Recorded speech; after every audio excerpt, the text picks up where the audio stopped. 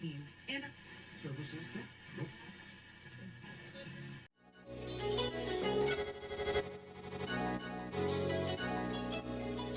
let's go.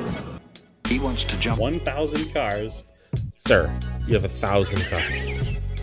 I don't think I'd attempt to try this stunt. Or we owe this horsepower to Uncle Sam. Too many cars. Car. Roses would be... Like I put my beer belly on it. If you can't immediately tell somebody how many cars you have. You'll really give those uppity yuppies something to think about. Stay on the bar. Don't go off the bar with your Bronco. 1980 Volvo horns, what's right? I want a man's coolant. And he's like, oh, I thought it'd be small. It's for a small car. And I'm like, yeah, but it's still an automatic transmission. They're never going to be light. It's definitely going to have to crash. Starting off with Brad buying another car. That's the West. Internet. Is this a Nigerian oil print? I also wish you drove a tan Camry. Anyways, Anyway, that's a horrible, very horrible podcast content. very Talking about a picture. inside joke. It loves to be driven hard. Welcome to Auto Off Topic. How are you, Brad? Good, Andrew. How are you? I'm doing pretty good. But I don't know. What should we get into first? Because I know we have some show reports. We have some project updates. Why don't we start there? Because that's get it out of the way, and then talk about your project car stuff. Because you got a lot going on. You want me to go first? Because mine's going to be kind of a rant. Or do you want to do yours? That's okay. I think we want to start there. You want to start there, and then we'll end positive. Yeah, we'll start angry and happy. All right. As happy as we ever are. Well, I went to a nice show last night, so we'll talk about that afterwards. So last week's episode, I talked about I was going to go to the YoungTimers event put on by the Audrain Automotive Museum in Newport during their Concours week. It's Rhode Island's Car Week, right? Yes. Which I'd never been down there before. Well, they apparently, from the pictures, have a lot of stuff going on and some nice looking events. There was a bunch of, what do we call it? Gamund coupes. Well, they weren't Gamunds. They're early cars. Early 356s. That's what it is. 356s. 356s. A's. Yeah. Pre-A's. There was a bunch of those like out on a field. Sure. So anyway, in 2022, they did a YoungTimers event, which was basically like a Radwood, which YoungTimers is a good name for it. I'm kind of jealous that they used that name because it's just like the European word for retro-ish cars from the 70s through the 2000s, really. And last year, we had like a bad storm this weekend that the show was going to happen, and they just canceled it because it was just literally, it wasn't just going to be like a drizzle. It was going to be like a massive downpour all weekend and gross. So they canceled it, but they didn't do it. So it was like, all right, bummer, missed it. And I think in 22, I was out in Arizona. That's why I didn't get to go. But it looked like a lot like a Radwood, where all the cars were out on the field, kind of spread out, staged for photos, stuff like that. And it reminded me, I was like, oh, it'll be kind of like when Radwood did the thing with Greenwich Concourse. Sure, because it's also during a concourse, and that's can be good or bad depending on which side of it you want to go in on. So I waited till the very last day to buy a ticket because I wasn't sure if I felt like driving down there because it's an hour and a half from my house. And it's an hour and a half down like not very fun driving roads. It's just straight. I got to go straight through the middle of Boston, down Route 24, just boring interstate.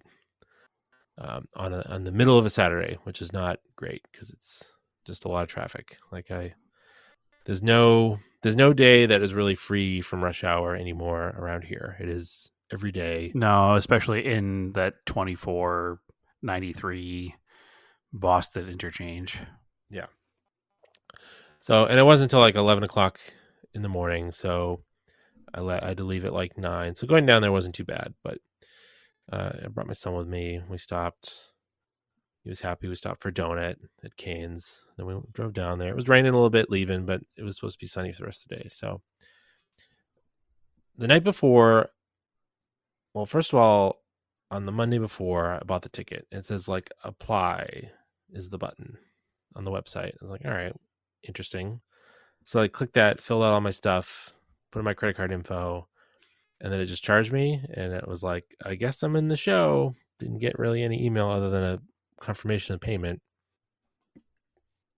Still Friday afternoon, like evening, no email. Like, okay. So I called the number at the bottom of the email. I got some guy. I was like, so where's the YoungTimers event? Like, what's the address? He's like, oh, you didn't get an email yet? I'm like, nope. No email. Weird. He's like, oh, it's at First Beach. I was like, okay. Sounds promising. Still wasn't super. I wasn't worried about it. I was like, all right, whatever. I looked it up on sounds Google. promising. A car show on the beach. Yeah, it was it's this big parking lot by a beach. I was like, oh, that's kind of cool, I guess. I got an email much later in the evening, and it's like, show up early at 8:00 if you want to come by for the Cars and Coffee first. That's in the parking lot. It's like, well, I'm definitely not getting up early enough to get down there at 8:00 on a Saturday morning. I just don't feel like it. Or it's like, or show up at like 10:30 because the show starts at 11, goes to 2. You're like, okay, it had a little itinerary. It's like 11:30 judging starts, and then like awards at 1 or something. I was like, all right, whatever. I don't care about judging. I don't care about winning an award. It's a short show too. 11 to 2 is not. No, it's very short. Very long. Yeah. So did I mention it was $50? So that's the car show is literally more than $10 an hour to go to. Yep. Interesting. So I get there. It's the middle of, because Cars and Coffee was like 8 to like 11. So the place is packed. But they let me drive in. They're like, oh, going for YoungTimers? Like, yeah. They like passed me all the way through this lot, like this long lot. We go all the way to the end. There's a bunch of cars already parked there. And you can kind of see there's like some signs that say like 80s, 90s, 2000s. There's like people that were kind of like dealing with Cars and Coffee. They're kind of like just directing you back there, but nobody to like park you. So we're all just parked in like the last 3 rows of this lot. I was like, all right, weird. The same lot as the Cars and Coffee, Yes. but further away from the ocean. No, it's a long lot. So we're right next to the ocean, like Okay. 10 feet from the ocean. It was like parallel to the ocean. So I'm like, all right, park. And then we get out. We're like, I had to use the bathroom. Then we had I bought like another breakfast sandwich with me, and we were like eating it by the seawall. I'm like walking around. We're there for like an hour, and I'm like, all right, we're just all parked at the end of the lot. And now at this point, all the Cars and Coffee people have cleared out. There's a couple like vendors left. There's a DJ playing just whatever, like 50s music. All the people that were like volunteers there in red shirts have like left. And it's just like, I'm like, And okay. the music doesn't even fit the theme. And there's no like, nobody has to see your email when you got there. Like nothing, like it said in the email. Like, is anybody even running this show? Like nothing. Like literally, is somebody running this show? Were you at the right place? Yeah.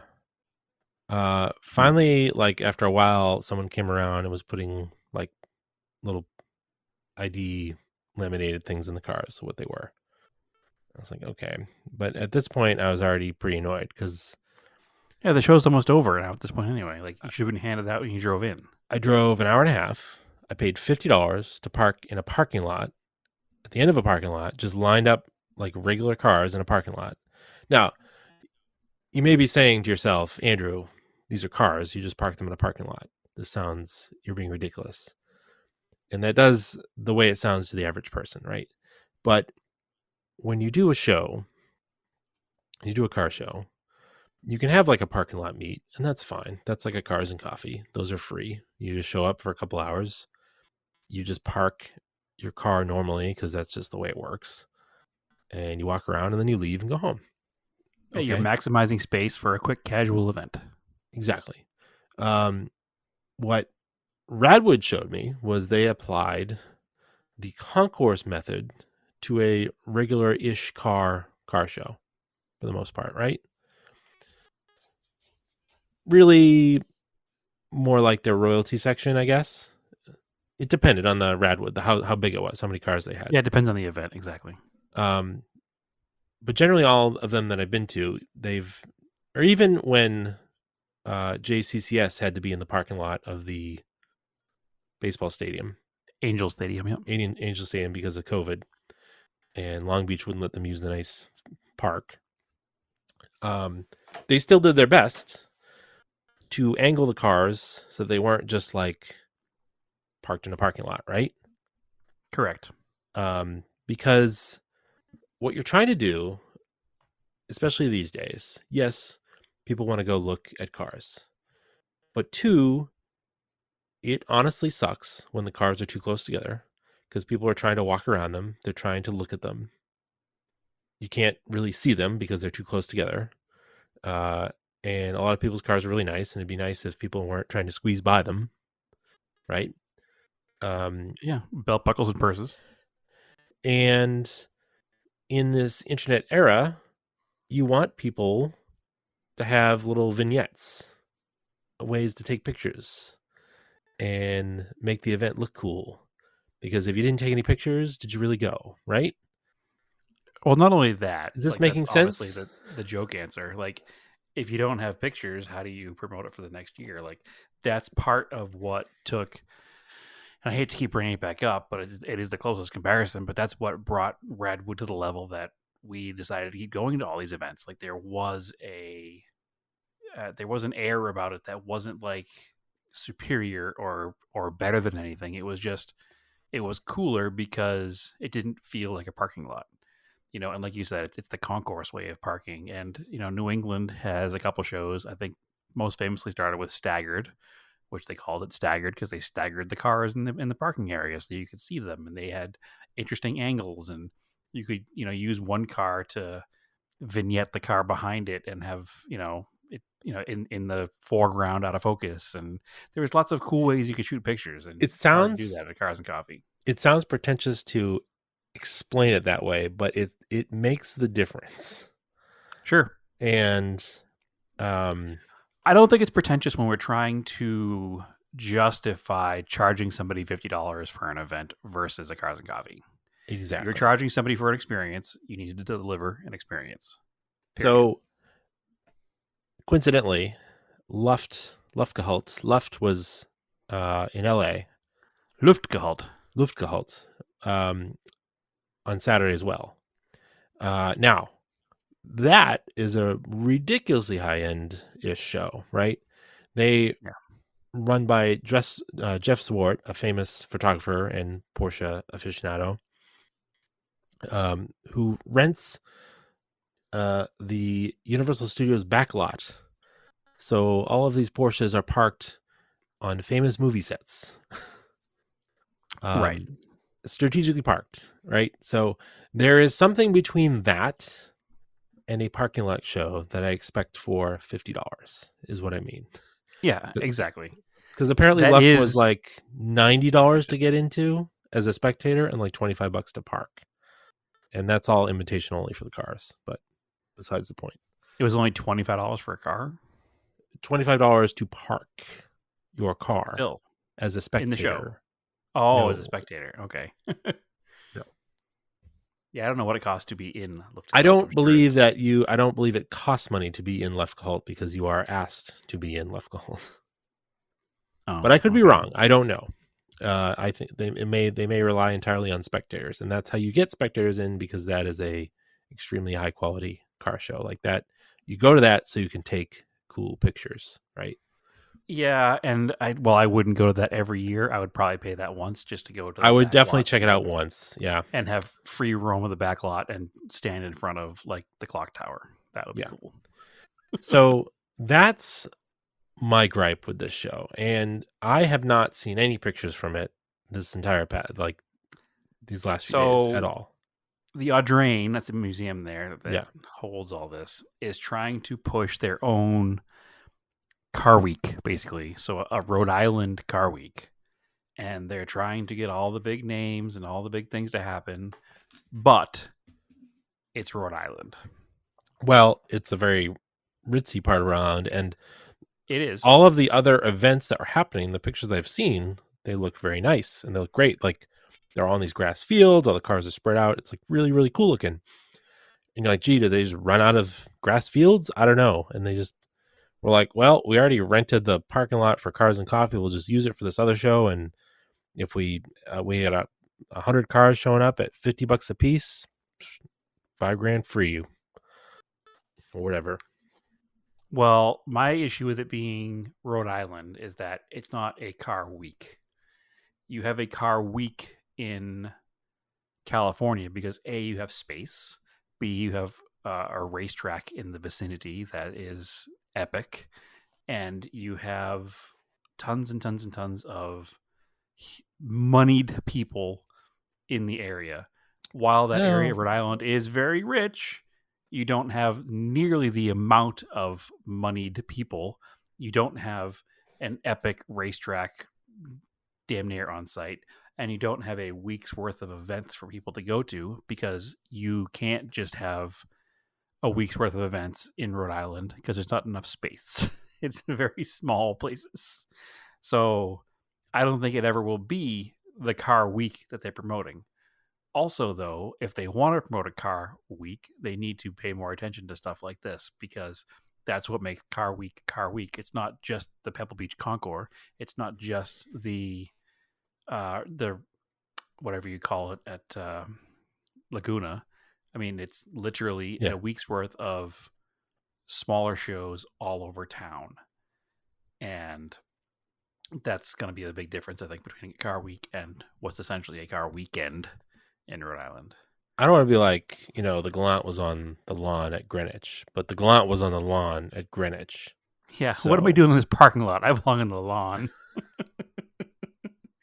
And listen, we're not trying to like sneak our way into a concours here. Like, that's not our scene, right?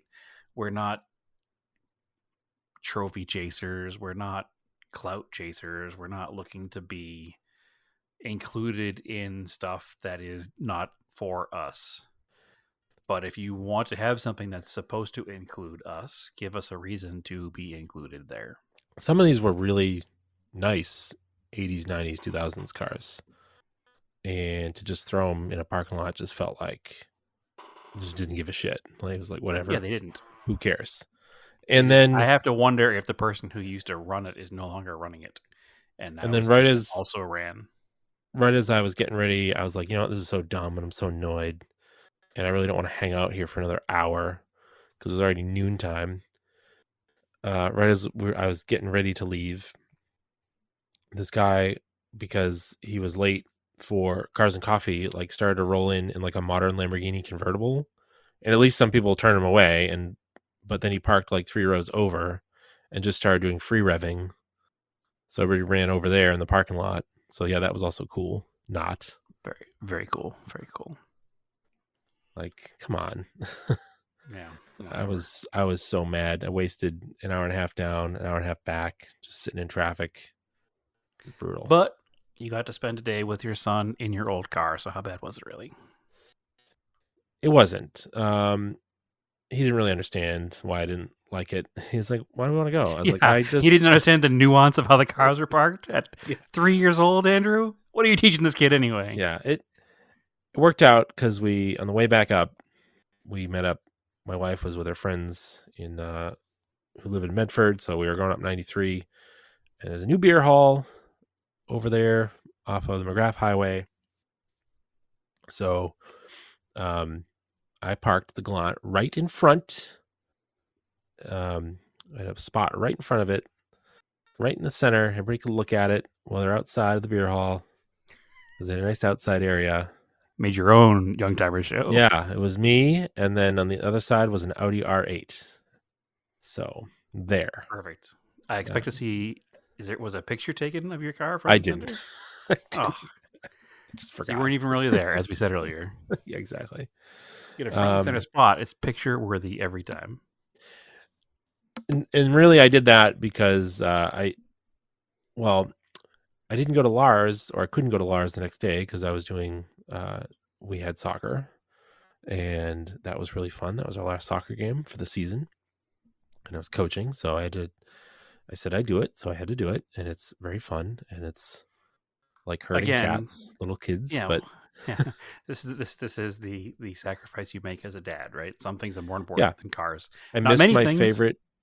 No, but some. I missed my favorite Japanese car day. But come to find out, I didn't realize that Lars Anderson had a Cars and Coffee in the morning. I was like, man, I wish I'd gone to that instead, because that's the day before on same day Saturday. as Audrain. Yeah. Because that's the thing. So all of our friends of the pod, went to, a lot of them went to Japanese car day. And I think last year when I did that, it was like $35 a car plus a passenger. And it's a beautiful, even though it is very packed because they're very popular, they have to kind of line up the cars close. It's this beautiful property that's all grass and trees. And you have access to the museum for free because you paid entry to the show. So, like, I don't know, that just doesn't feel, that feels fine to me, even though the parking is not like crazy cool for pictures, right? I don't know what it is. I just felt it's not, but the whole environment is better than just a parking lot. Yeah, because sure, a parking lot is, am I at a special place or am I at the mall? Yeah, I could look at the ocean, sure, but whatever. So anyway, it's a crummy show. I'm going to continue to tell people it's a crummy show, and I'll put them on. I put them on blast on our Instagram and whatever this podcast is going out. That's it. Nobody responded from the show, I'm sure. No, and I didn't. I was going to email them, and then I just lost interest. I just didn't care anymore. I was like, you know what? I'm doing work stuff today at my real job. I don't care about this anymore. Whatever. My loss. I got scammed out of $50. And now I know. I fell on that sword for everybody else. Well, the person who was running the show previously, I talked to a couple other people, and they were also not happy. So that I know that went. So I'm not. I was like, am I the asshole here? I don't think I am. Well, I'm looking for the Instagram of the person who used to run that event, and I don't see it anymore. So anyway, Oceanside shows. I'm just saying my guess is that the person who was the driving force behind it, who was in our community of car people, is no longer running it. Okay. So, I mean, even their own Instagram page, the Audrain YoungTimers page, was updated to say the event is going to be this weekend, but they haven't added any media from the event. Yeah. And it's all pictures from last year where it's on the lawn and not in the parking lot. So, yeah. Well, so speaking of Oceanside events, I've been going to this summer a local group, Marblehead Cruisin' on Tuesday nights. Super fun, laid back. Devereaux Beach and Marblehead, right on the water, parking lot show. I don't care because it's 10 minutes to my house and it's free and everybody's really chill. So I went to that last night. They said they were going to have their last one in September, but they've been so lucky. Every Tuesday this summer they've had it. It's been beautiful weather. So they just kept it going one more night or one more month into October. Because we haven't changed clocks yet, so they just moved it up an hour because the sun's setting sooner. But I drove took the Talon last night, and it's cool. I will definitely. I'm looking forward to going again next spring and summer and fall. That's excellent. So sorry to go back to the other thing. I Yep. found his Instagram page. He no Okay. longer has a profile picture, and he has not posted since October of 23. Okay. So Weird. my guess is that he's no longer with the museum. And he was the one who was really pushing the Youngtimer event because he is a person who is, I think, late 30s. And in the same kind of car space we have a lot of we have a lot of mutual car connections with this gentleman. I don't want to say his name out loud. You can tell me after the podcast. Yeah. But yeah, he's not been around for quite some time on the Instagram, so my guess is he's not there anymore. Oh. And then actually looks like he was at Lime Rock this weekend, so Yeah, I don't really care. I'm just saying that that's probably what happened. He's probably no longer with the Audrain, and he was the driving force behind it that cared to make it nice. And they were probably like 90s cars. Yeah, sounds like it. So that's a total guess, total shot in the dark. I don't know for a fact. He could still be there, and if that's the case, then WTF, man. Yeah. So whatever. Anyway, but hey, Marblehead Cruising is a parking lot show on the beach, but it's billed as that, and that's perfect. Yeah. And it's a nice big open lot. Nobody uses it on Tuesday afternoons. And there's a playground that my son likes, and you just go up to the playground and look over, and the beach is right there. You can just look out right in the Atlantic. It's beautiful. Yeah, it's one of my favorite spots. I actually almost always took the first pictures of my cars when I bought them, and I lived on the East Coast in that parking lot because it has the nice little overlook with the little benches, and it's a great sunset spot for car pictures. So if you go way back to when I first bought the Colt almost 10 years ago, the first pictures are there. All right. How was your car show that you went to? I had... Doesn't look like it was disappointing. Both good and bad times, car show related. The car show itself was amazing. It was the lead up to the car show that was stressful. Okay. So as I have probably talked about once or twice, I am in the process of building a garage. Yeah. Or more appropriately, I guess I should say, I'm in the process of having a garage built. We're still doing some of the stuff and a lot of the prep, and it's not stressful. It's still very stressful. One of the big things that we had going on was for the past, I don't know, a little more than a week, we had drywall going up. Now, you say, why did it take more than a week to put drywall up? There were 4 or 5 attempts to have drywall hung, and all the people either came and after we gave them the dimensions over the phone, walked in and went, "Oh, it's big." Or came, looked at it, told us they'd get back to us, and then ghosted us.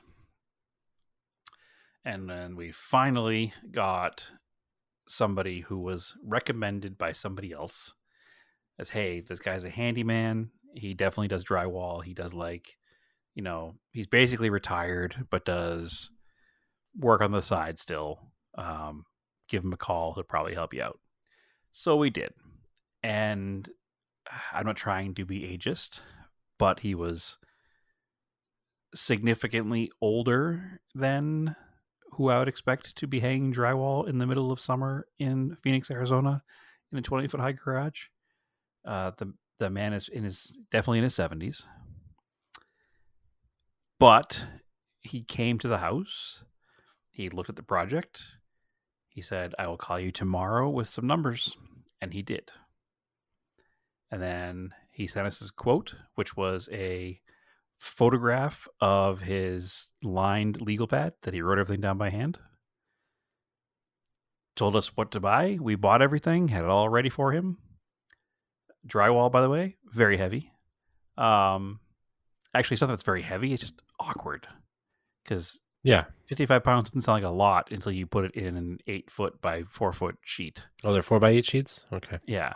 And they're not easy to pick up and move. No. The bigger sheets probably even more so. Oh, yeah. The 12s are horrible. So, I mean, even the insulation, which is not heavy by itself, when you pack 4 rolls together and then band them together, they become quite heavy. So, anyway, he said he'd do it. So he showed up for that first day of work. He brought his possibly slightly older, maybe a little bit younger, couldn't tell, brother. Either way, also in his 70s. And they're out back, and they did about 3 hours a day. That's about all they did. It was their second job of the day, so they came at the height of the heat mid-afternoon, and they'd work for about 3 hours, maybe 4 hours. But so it took them a while to knock it all out. Wow. Oof. Yeah. Hey, listen, I felt really bad, but also like they bid the job and said they were going to do it, and I know that we haven't had time. You didn't force them to do it. You paid them to do it. Yeah, we paid them. We didn't squabble about price. What they said they wanted to do is what we paid them. So I have this, like, I don't know. I just feel bad, right? You can't. You're watching this man out here who should be retired, enjoying his life on a beach somewhere, or doing his hobbies somewhere, and he's either wants to work still or has to work still. I don't know the story, but I felt bad. So because we're nice people, Naomi and I filled our camping cooler full of ice and waters, and we had them fresh ice and water every day, and we had the evaporative cooler, the Portacool, in the corner going the whole time they were in there. So we kept them as comfortable as we could. Bought them lunch a couple of times just because, we felt bad. Probably did more than we should have for them, but it is what it is. We couldn't really not help them. Interesting side note, they were talking about something, and the brother was talking about how he had to take his father to a doctor's appointment, and we were just like, what? So apparently their dad is also still around and 97 years old. So these guys are probably, they must have good genes, and they're going to still also be around at 100 years old, I guess. So anyway, so they got all the drywall hung. They did not do taping in mud. So we're like, all right, well, I'm just not going to tape in mud the upper section because that's outside of my skill set, mostly because I'm a giant fraidy cat when it comes to heights, and I don't want to do anything at 20 feet in the air, especially that labor intensive at 20 feet in the air. But we managed to actually get a bunch of the insulation and drywall returned to Home Depot because, also a funny aside story, Naomi had done all the calculations of how much she thought we were going to need, and everybody that came to quote the job told us that we were short by a bunch of sheets of drywall and a bunch of rolls of insulation, including the guys that wound up doing the job. Turns out she was right the first time, and we returned almost exactly the amount that was over her estimated amount. So were they even like were they over the 10% more that you do? What do you mean? Sometimes you'll throw like a 5 or 10% on top of what you're doing. Just it was about 50% on the insulation, and so it was, I think it was 12 or 15 sheets of drywall and tons of insulation. It was like $2,600 in return product. Yeah, because it's like it tells you what it covers in square footage for the insulation. Correct. So you just figure out your square footage and you our guess is 2 parts. One, the original builder had to put up drywall on the east and north wall. Yeah. In order to pass code. Yeah. Because it's a fireboard kind of situation. Yep. So our guess is that all of them forgot to subtract that. And also we weren't doing insulation behind those because we're going to do a blow-in later on behind those. Because we don't want to take them all down and put insulation up. Had we known they had to go up in the first place, we would have put insulation behind them when they built the garage, but que sera, right? So And the other part is, and Naomi figured this part out, they were probably measuring the actual roof and not 3 feet down from the roof where the truss is, because it goes on the truss, not on the actual roof. So that's going to save a few square feet right there too. So that's our guess. But nonetheless, the good news is we were like, you know what? We saved so much money on this material that is now like bonus money in our pocket. Let's call some companies and see if we can get somebody to come and do the mud and tape. So we did for significantly less money than that. So there's been a guy back there the past 2 days doing mud and tape in the garage. Also feel bad because he's also probably 60 years old, but it is what it is. These are the guys that come out. These are the guys doing the job. We're also giving him water and a portacool and hoping for the best. So I forget why I went in that whole rant. What were we talking about? Oh yeah, my car show. So in all of this past weekend was the Arizona, what do they call it? Route 66. The Route 66 JDM Classic in Williams, Arizona. The event is every year. It's great. It's my favorite all Japanese car show outside of JCCS. Possibly even more so favorite because of the people and the location. It's about 2 to 2.5 hours, depending on which way you go there, from my house to there. So it's not too far away. It's about 25 degrees cooler because it's up in the mountains in Williams, Arizona.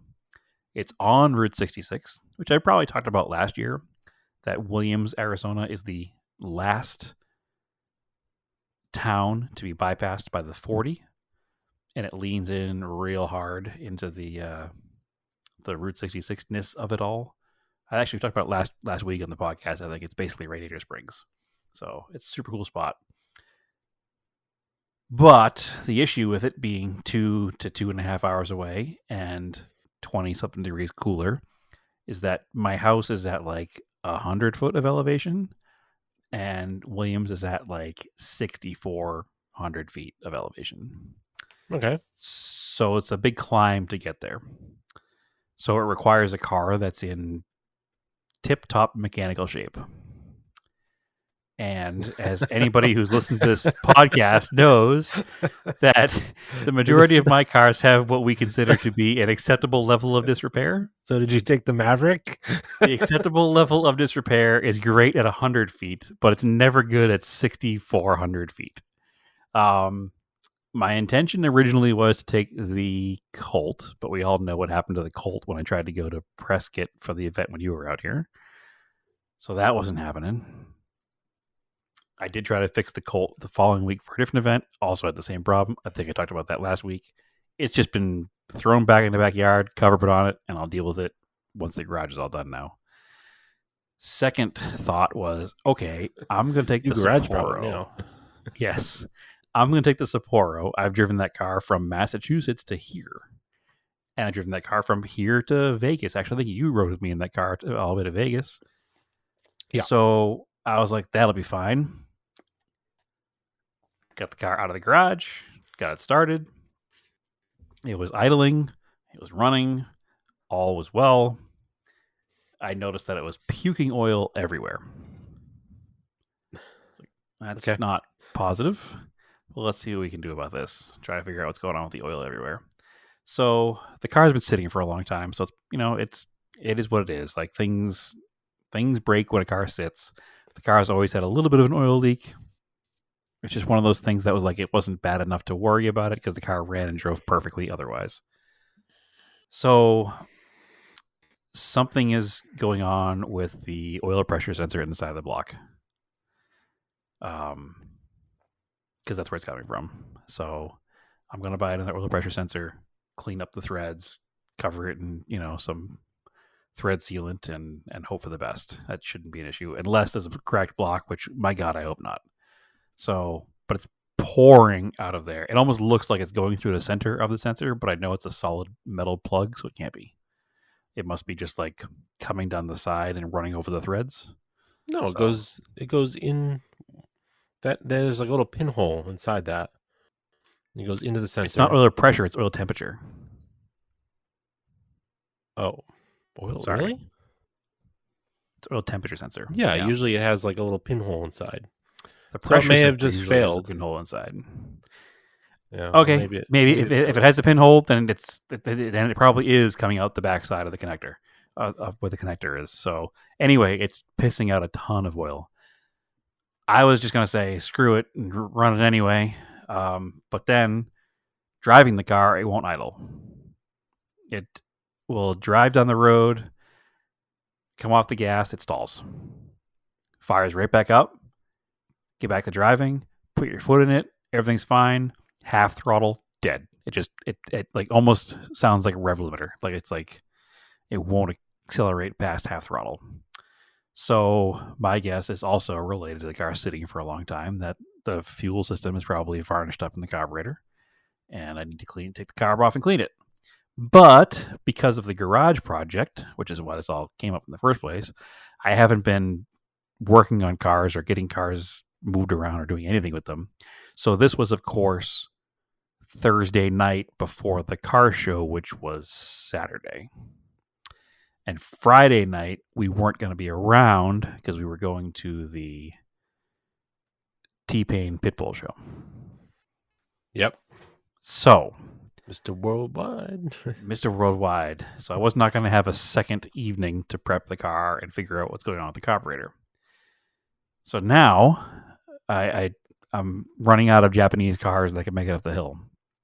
The Eclipse can definitely go, but it's not really like a show car. Not that any of my cars are show cars, but like the Eclipse is the least so. Like I think, and that's probably my own self-consciousness about it. But like, you know, the clear coat's bad, and it is what it is. It's my fun daily, right? So last ditch effort, I could probably take that, but I don't want to. Also, the tires are questionable at this point. It does need new tires. They'd probably be fine, but again, 2.5 hours. Because we're going to the concert Friday night, the car show starts at 7 a.m. Well, technically starts at 8, but rolling is 7. 2.5 hours away. So we're going to be going to the concert, getting home at midnight, leaving at 3:30 in the morning. So I just don't want to deal with the possibility of having issues with that car. So now the last choice for cars that are here and in running condition to drive that distance is the 78 Cressida. 79 Cressida, excuse me. But now it's Friday, and that car hasn't been out of the garage for probably most of the summer. I think I took it out once in the beginning of the summer because, again, that car does not have air conditioning, and I just haven't. It's been hot, so I haven't driven it. But also, the car has pretty significant camber wear on the front tires because it has pretty decent. Well, I mean, it's not a ton of camber, but the tires probably have 20,000 miles on them. So I'm like, well, I don't want to buy tires because I have new wheels for the car, but I need to refinish the new wheels.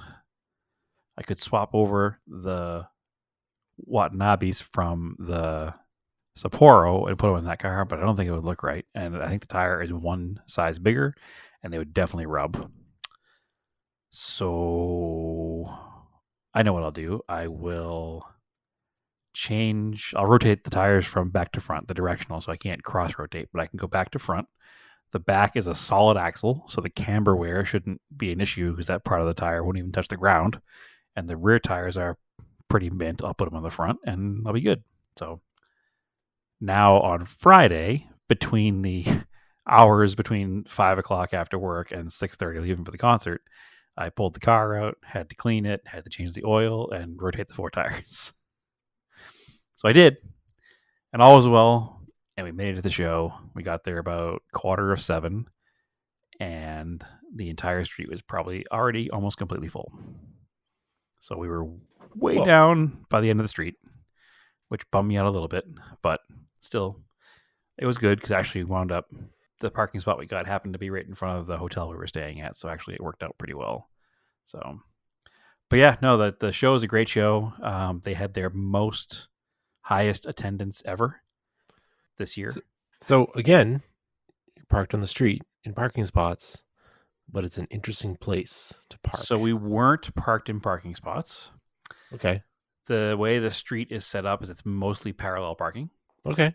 And then what we had done was we backed the cars angled into the curb so that they all had the backdrop of the buildings behind them, but they were angled so Again, that, interesting.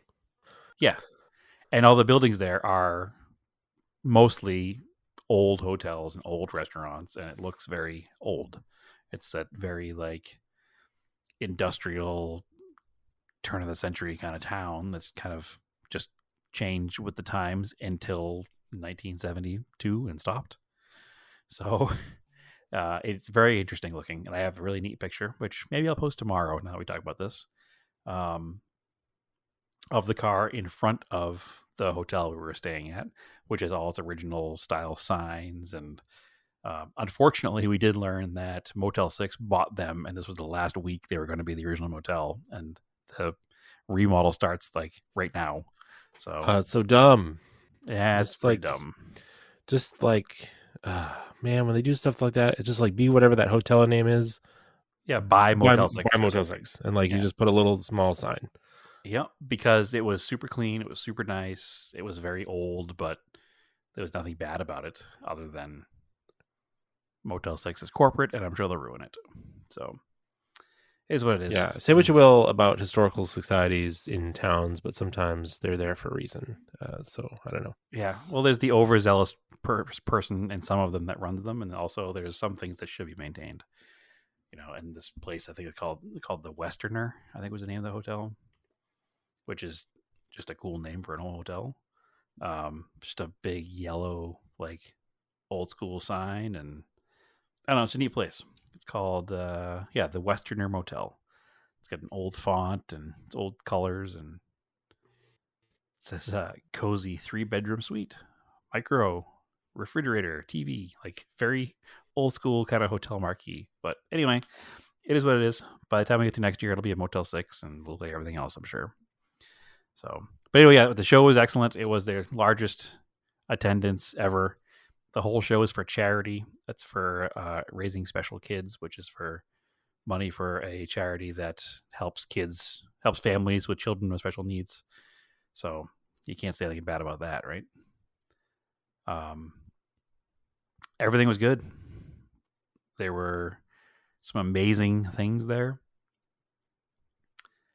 Junior, who runs the president of Team Toyminator, the Toyota club based out of New Jersey, was there. He actually debuted his restoration on his 1984 Toyota Corolla there. It's a square Corolla like my wagon, but the 2-door sedan version of it. And it's been restored like it was a, Rolls-Royce Silver Ghost. Like every little piece of the car has been touched.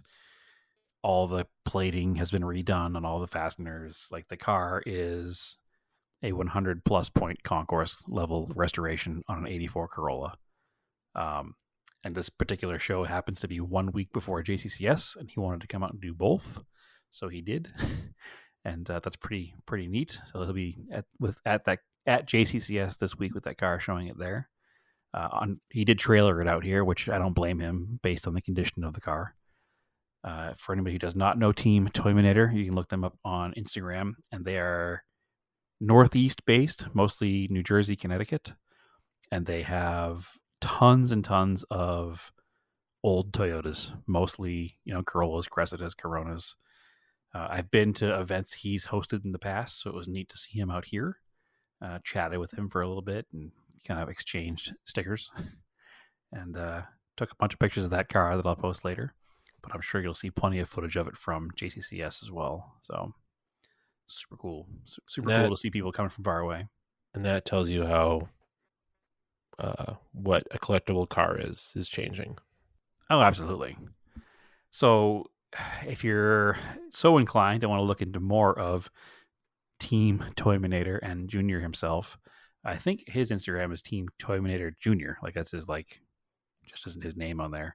But also, if you go on Team Toyminator's Instagram page, there's a link to a Haggerty article. So Haggerty wrote an article about their club because it is different than the normal Haggerty stuff a few years ago. And if you look, there's a picture in the article of a driveway full of Corollas in front of like a garage, and every Corolla on the left belongs to Junior, and all the ones on the right are his club members and in his club. Now, we had a long conversation. We were talking about car clubs and the good and the bad. You know, you and I are kind of famously anti-car club, but I was talking to him about his car club, and he's like, listen, he goes, our car club is a car club in like, we're a name, but that's it. He's like, we don't have any dues. We don't have any meetings. We get together and talk cars. And I was like, all right, that's my kind of car club. He's like, they call me the president because I started it. He goes, but I'm not really a president. I've never been voted in. There's never been any. So just kind of a cool vibe they have going on over there on the East Coast. So if you're in the New Jersey area, certainly look into one of their shows. This is actually their 25th anniversary year, so they're going to have a big blowout show in 2025. So might be something you should look into, actually, Andrew, to head over to. So it should be cool old school Japanese stuff down there. I don't think it's going to be all Toyotas. I think it's going to be like an all Japanese, it's all Japanese stuff? Yeah. Yeah, I'd be down. So more than likely to be in New Jersey, but it is what it is. It's funny. You start talking to somebody like that who's even from the East Coast, you hear on the West, and a lot of people who I know here also knew him just because of the connection of being into Japanese cars and being on the internet and from the early days of the JNC forums. And it was just like, it was kind of cool to see all the mutual connections everybody has in this world. So yeah, it was a great weekend. The Toyota didn't win any awards, but again, we don't care about that. So the Toyotas that did win were spectacular, so they deserved it. That Corolla won an award. The awards there are people's choice. There's always some kind of skew. They skew weird sometimes. So his ridiculously restored Corolla took second place, and first place was a first-gen liftback Celica that was really cool. Like, they had the factory-style Toyota flares, the clear, they call it a racing jacket that goes over the headlights on the endurance racing cars. Just racing mask, I think, isn't it? Racing mask or racing jacket, depending on the manufacturer. But it was such a cool car. So well deserved of a win. And once again, there were no Mitsubishis in the show. And I keep saying, I threaten every year that next year I'm going to bring a Mitsubishi, and I never do. So I've not seen a Mitsubishi in that show, I don't think, ever. There was, however, and I couldn't figure it out before the weekend was over, because I know they must have been there with the show, because there was a Galant VR4 at the hotel across the street from us. Huh. And there's no way that car was there by chance. Yeah. It had to have been there for the event. Yeah. But everybody I asked was like, nope, I don't know whose car it is. So it was a Kensington Gray? Is the name of the gray? 92. Right. So it was a gray Galant VR4 with bone stock looking, except somebody had remade the decals for the doors in like some weird font that was not a Mitsubishi font. The ones that just said like 2.0 double rig turbo, 16 valve, all-wheel drive, all-wheel steering, yada, yada, yada. Yeah. So somebody had remade the decals, but not in the correct font. It was almost like, the font was so different, it was clearly on purpose. Weird. Yeah, and it had aftermarket wheels on it, but other than that, it was pretty stock looking. Because I got ones that were the same font, but they just changed to all-wheel drive instead of all-wheel steering. Yeah, no, these were like, I won't pass judgment publicly, but they weren't great. So, but it was the only negative of the car. I just passed judgment publicly, but it is what it is. The car was pretty clean. Otherwise, had some clear coat, issues like any old Mitsubishi does, but it was there, and I had to find out who owned it.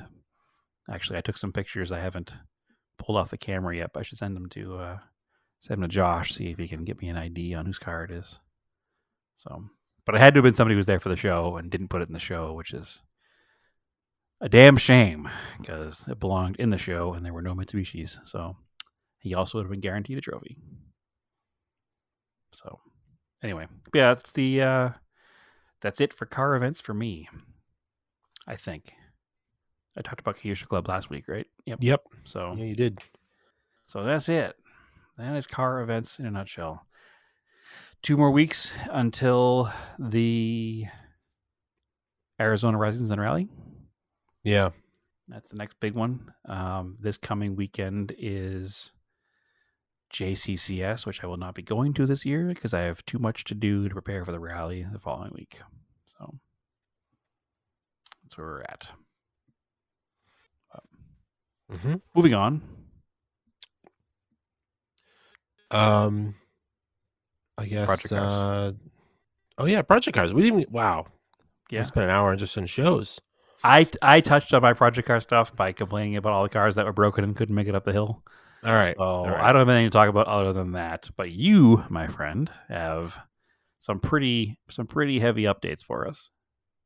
Yeah, I tore into the 142. So I've got it all the way down to the block in the car, and I've got everything prepped for the transmission to come out, and I'm going to do that tomorrow night. So, surprisingly, I mean, not surprisingly, like, it's not a rusty car, and that was very much on purpose. Yeah, that's why we bought that car. Everything has come apart without much fight at all. So that's good. That's what I want in a car. That's like at minimum. I don't want to fight with rusty bolts and stuff. I just want to take it apart. This is why I moved to be able to fix Arizona. it. Well, yeah, and that's why I bought the last like 3 vehicles from. No, I shouldn't say Arizona. that, 'cause- No, that's not true. The Montero did, and then this Volvo did, but the G20 was a always New England car, and the Q45 came from like Jersey. So, no. Yeah, but those were more like you weren't seeking them out; they just kind of happened to fall in your lap. Yeah, And either one of them were too bad either. Working on. no, because I do whatever I can to avoid rusty cars because it just isn't worth it anymore. I don't like it. I get you. Yeah, so I got the head off. We had suspected a broken valve, number 1 cylinder. I think the smaller valve is the exhaust valve. It's broken. Confirmed. You can see where the head gasket is wet between the 2 inner cylinders, so cylinder 2 and 3. So the head warped or the head gasket failed, and it's coolant between the 2. And one of the cylinders is like real clean, and one is like all carboned up, so it probably got like steam blasted. The question is, what happened first, broken valve or head gasket? I don't know. It's a lot of damage for an engine to just go, right? Like likely one went first, and the car ran poorly, and they just kept going. I guess, yeah, something, or it wasn't tuned right with the carbs on there. I don't know. It's tough that to tell. could be a weird like lean burn kind of issue that damaged the valves, or who knows. Because it's definitely not like cars put together, but maybe not put together the right way or set up the right way, I should say. Has good bones. It does have good bones. Underneath is all, I talked about it last week, it's all solid. I get the drive shaft out. That wasn't too bad. It needs the carrier bearing I was talking about. Yeah, actually, your conversation about that when I was driving the Cressida, which by the way did make it home and there, so Yeah. good. It has on acceleration. It's always had this weird banging sound, which I've always been convinced is in the front end, and I've completely rebuilt the front end, and it still does it. And then I was under the car doing the tire rotation, and I was like, "Oh, this car has a 2-piece drive shaft." Yeah. I never thought about it. I wonder if my carrier bearing is bad. Yep. So I have to get back under there because I was thinking about that after the rush of putting the whole car together real fast. So I should probably check that. So next time I lift the car up, that might be my whole like low speed acceleration slapping issue. Could be a bad carrier bearing as well. That sounds exactly like it, because it's Yeah. as soon as that rear axle racks and torques and turns up, it's gonna bend the drive shaft. It just never crossed my mind because I've never had a rear wheel drive car with a 2-piece drive shaft. Yeah. And when you were talking about that Volvo having a 2-piece drive shaft, I was like, huh, interesting. Yeah. It's I was gonna buy the parts to rebuild it, and then getting different parts from different places, like the U-joints, the best prices from Rogue Auto. The carry bearing and the mount I need to get from, it's like VP Auto is a Volvo parts warehouse out of like the Carolinas. But like shipping is like $15 on these little $12 and $10 parts. Mm-hmm.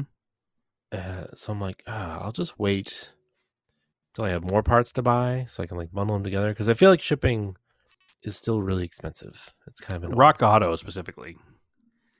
Yeah, It's but even like this other Rock place, Auto has a universal shipping price. They apply to every part, and it doesn't matter whether you buy 1 or 10. It's the same. well, the problem was the U-joints I wanted to buy. It was like a nice SKF U-joint. It was only like $13, but I need 3, and 2 of them are in one warehouse, and the single is in the other warehouse. Or it's another $15 shipping. So you So get it's- $30 yeah, in so it's- shipping for so it's- $40 in parts. Yeah, $10 each. Yeah. Yeah.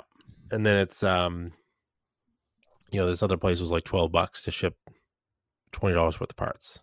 Well, So- the other issue is you also could support your local parts store and go to your local Napa with the SKF number and probably get them there too. Maybe I probably could. I can see. I think Napa does supply SKF. I'll look. I'll check. I didn't even think of that. I just like having them shipped to my house, but the Napa's I not get far you. from my house. I get you. And I say that, but the last 3 times I went to Napa, I had to remortgage the house to buy small parts. So It depends. If you go on there online, sometimes it's cheaper if you buy it through their online portal and like have it shipped to store. well, I'm sure you remember my to like local encourage Napa that. Yeah. wanted $8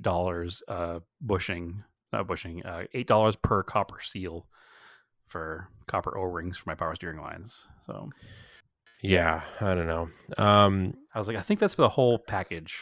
The guy's like, no, it's individual. I was like, no, it's definitely not. Yeah, I'll wait till I've got some other small parts that I got to buy if I need valves and stuff, and just kind of bundle it up. But it won't take me out, because I was like, oh, that's something I can do pretty quickly and be done with it. But it'll be I'm going to try to head over to the machine shop. Probably not this week. Hopefully the beginning of next week. Get it, at least get it set up and going. There's really not that much to it. It's just No, it's pretty simple. I mean, it's like the push it rod. looks like it looks just like an MG or a Datsun. Like they're all had the same basic design. They all And copy each other. Living out here near the water, they use those B20s in a lot of boats. Oh, interesting. I Volvo, did not know that. yeah, Volvo Marine Penta motors. Okay. So the machine shops, I guess there's one in Marblehead, right by the ocean. They might even be familiar with it. So Interesting. The machine shop in Marblehead is probably the one who built my Talon motor many, many years ago. It's maybe, or it's the one that our buddy Joe brought his Mustang parts to. I don't know which one that was. What's the name of it? I don't know the name of it. Precision Machine? I don't know the name of it. My Okay. dad had the name, and I forgot. So, but looking at the cylinder walls, we can tell just from like all the cross hatching is gone. So Sure. it's the bottom end is just tired. So we're gonna just measure it out and see if it's original or if it's been bored over at all ever. Probably not. It's probably original if they're all worn it's out. probably original. Yeah. And then we'll just decide what we're gonna board out to. Probably like, depending on what I can get for pistons, it'll be the 1 over or 2 over. I'm sure you can get pistons in both sizes because, again, like you said, it's a pretty common motor. And if it's an industrial application motor, there'll be tons of options for stuff. Well, yeah, I want it to be put back together with the same style pistons because that particular year has the highest compression of those Right. engines, which is what you want to make the most power Right. out of stock. So that's what we're trying to do. I'll just have him shave the head down a little bit at the machine shop and he can pick it right back up. Well, they're again. gonna, yeah. Yeah. That's the other weird thing you got to do. Like, you have to buy a certain head gasket that compresses to a specific thickness to keep the compression ratio on these. Right. So Well, it's I kinda know interesting. that Jordan was building his Volvo and compression ratio was the whole thing he was talking about because they're non-interference motors, but because he milled his head so far, now it is. So Yeah. you got to think about that too. Yep. Well, these were not. These were always interference. Oh, it is interference. Mm-hmm. Okay. Yeah. But the cam's in block, but it's still interference. If like you lost a lifter or something, it Oh, would. it's a timing chain motor too, not a belt, right? Yeah, it's a timing chain. It's in the block. But if something broke, it would be Catastrophic. interference. Yeah. Excellent. So everything looks good though. There's no signs of anything that's bad. You're not going to need to buy a new block or anything like that. No, because it cranked over. It just had no compression. Right. No, It had a it's little all compression. there. It made very little compression. I don't even. It barely even made atmospheric compression. I think 2 and 3 made, or maybe 3 and 4 made some compression. One Barely. didn't make anything. Nope. And then it's good stuff. So, But it also explains why I couldn't get it running in my driveway. yeah. So not you. Yeah. Not you. It was all the engine. I got to sputter a few times, but The guy definitely fibbed to you a bit though. There's no way that thing was running at all ever. No. When he bought it, which is car salesman 101, right? Yeah. Whatever. It is what it is. Again, when we bought the car, we're looking for a good, solid, inexpensive car. And mechanics be damned, because you were going to do mechanical work to it anyway. I don't think I overpaid for it still. I think it's You definitely fine. did not. Yeah. Especially with the way those other prices have been going. Yeah. I knew that it was going to need work, but it was really cheap. So the guy at least had it priced really cheap. Yep. Because he probably knew the engine was bad. Sure. So maybe maybe it was running when he had it, and maybe he ran it down the highway at 75 mile an hour and broke that valve off. Who knows? Who knows? But that's the thing. I was looking for a solid car, and it's a solid car. So yeah. Rebuilding engines is easy compared to replacing quarter panels. So we'll take it. And the price you paid, the rusty ones with no rockers still go for. So yeah, that may or may not run.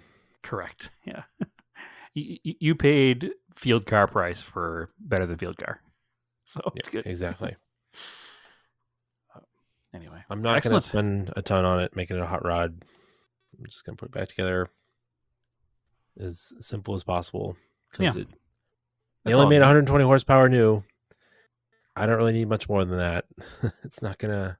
If you doubled the horsepower, it still wouldn't be fast, so why bother trying? Yeah, it wouldn't be. So I'm sure it'll be neat to have a chrome bumper car to drive around and go to events with, and it's a big, safe car for taking a child around in as well. Well, it looks cool. It sounds cool. I'm fine with that. Which it will. And it will be entertaining to drive. Like, all of my Colts and stuff are sub 100 horsepower, and they're still totally fun, entertaining cars to drive. So the only mystery, I hope the transmission works. It dry shifting it feels good, and it feels tight. I'm sure it does. Yeah, I'm sure it's fine. They look like it looks overbuilt. Stout. Like they're pretty stout, and like you said, they have 100 horsepower. So yeah. I wouldn't stress about that too much. No. But, excellent. So is that it? I mean, unless you want to talk a little scale project cars. Yeah, we can save it for next week. We've probably been an hour in, I think. All right, we'll save it. We'll move on to next week. I think I'll have some more stuff. I did want to touch a quick little thing. Unfortunately, I wanted to eulogize Mojo. You unfortunately won't be hearing his tappy tap feet on the podcast anymore because he passed yesterday. So yeah, sorry to hear that. Remember Mojo one last time on the podcast here if we can, because there were many a time where you'd hear him in the background. Yeah, thank you for tapping on your desk. There's a little pause, a little nails tapping on the floor here. But he was 16 years old. He would be 17 in December, so he was quite up there for a large size min pin. And unfortunately, we think he had a stroke and just couldn't control his body anymore, and couldn't stand, and couldn't walk, and was I dizzy. mean, that's like 120 in human years, isn't it? Yeah, Yeah. something like that. It's pretty old. So he had a good life. Naomi had him since he was 4 weeks old. So he's been a staple in her life, And obviously, the whole time I've known Naomi, I've known Mojo as well. So I've got in the past 7 years of his life at least. So it's been good, and it's the hardest part of pet ownership is the fact that they don't live as long as you do, right? So Yep. And thankfully we were here, so we were able to snuggle him and hug him and take care of him best we could and keep him as comfortable as we could. And it's sad, but I just wanted to throw a quick memory of him out there, and that's all. So rest in peace to Mojo. Him and Ollie can go play again now. Yeah, they can. Went over the Rainbow Bridge there. All right. Yeah. Well, on that sad note. Sorry, had to be done. That's all right. We've got NASCAR, but we'll cover it next week. Yes. Big wreck. Points change. Crazy. We'll have 2 races to cover next week. Yeah, because the Volvo's coming up this weekend. Yep. So, all right. You can follow the podcast, Odd Off Topic Podcast, on Facebook, Odd Off Topic on Instagram and Threads. I'm Raced in Anger on Instagram and Threads. I'm there complaining about parking lot shows. And Brad, where can they find you? They can find me on Instagram and Threads at TSISS350, and some posts under Scale Autocast on Instagram, and also on the Auto Off Topic Instagram page. Cool. As always, keep your cars analog and aim for the roses. Oh, wait, and Discord. Everybody go to Discord. Oh, yes. Well, send us a message. Send me a message to invite. We'll invite you to the Discord. Yeah, that's how it works. Yep. Bye. Yeah. Bye.